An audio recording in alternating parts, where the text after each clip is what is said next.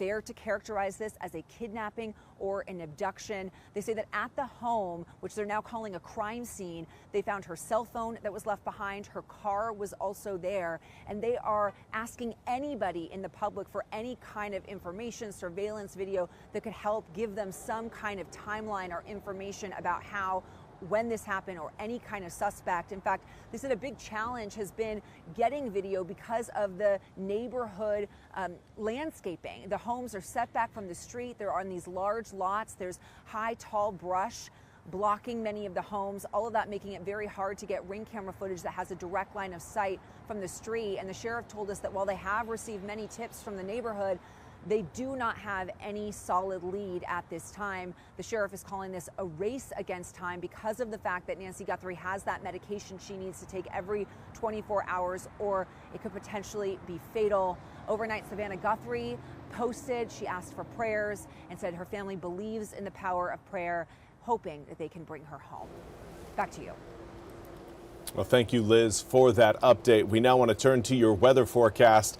We again have got our ice still present. Well, what was snow, now snow and ice present across eastern North Carolina. And it's not just the roads that are trying to get clear. Obviously, tarmacs are also trying to rid themselves of the snow and ice. The 43-degree air temperature certainly helping out. Right now, air temperatures warming up compared to where we were over the past several days. Right now, most of us in that low to mid 40s range. Compared to what we were yesterday, we are about 10 to 15 degrees warmer. You can feel it outside. It feels like we're kind of breaking out of the chill. Unfortunately, for those of you who hope to break out of the chill, not going to happen.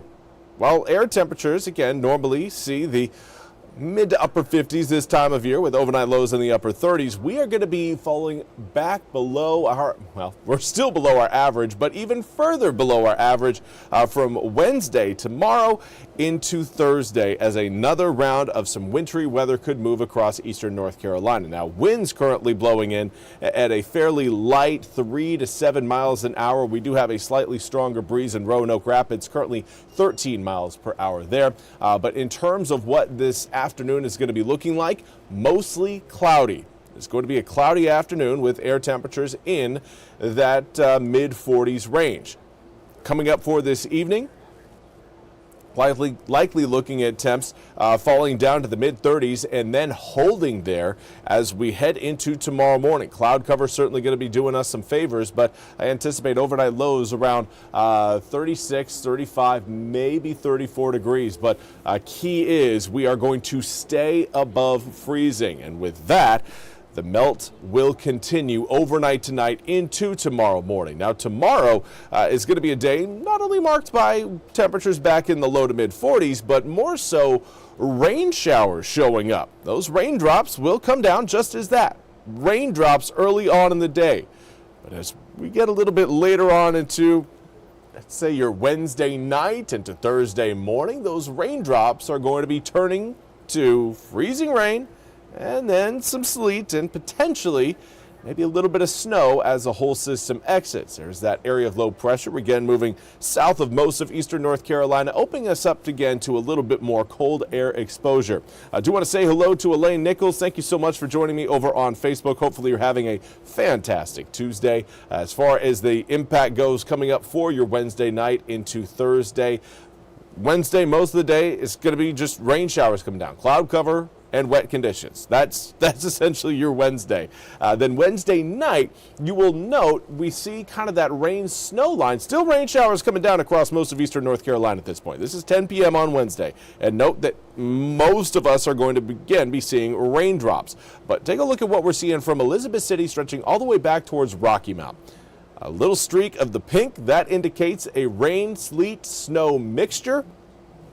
Even freezing rain in there as well, and that line will drift its way southwards across eastern North Carolina with perhaps maybe some snowfall accumulations for those of you watching north of Highway 64. Accumulations, we're looking at maybe a dusting to maybe an inch of snow. that's about it. We're not looking at this being a snow event for eastern North Carolina. If anything, it is looking like a freezing rain or a cold rain event for us here in the east. But further back towards the west and further up towards the north, we could again see some exposure to some snowflakes. Not going to be a lot, but it will be some.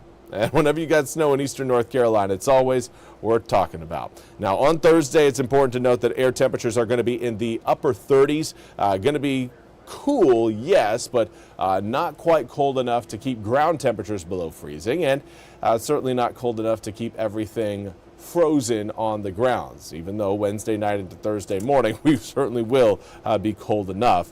It's going to begin more of a freezing rain event for us. Again, for Friday, Saturday, and Sunday, looking dry. Our first dry weekend of 2026. Hopefully everybody enjoys it, as it of course will be Super Bowl weekend. You can catch the Super Bowl on WITN this year. 39 degrees on Monday, 51 on Tuesday, and then would you look at that, 56 degrees on Wednesday. That will mark our first time at average for the month of February in 2026. You can extend that even further back a couple of weeks into January. But again, it's been a while since we've been seeing air temperatures on your 8-day forecast resembling something reminiscent of average.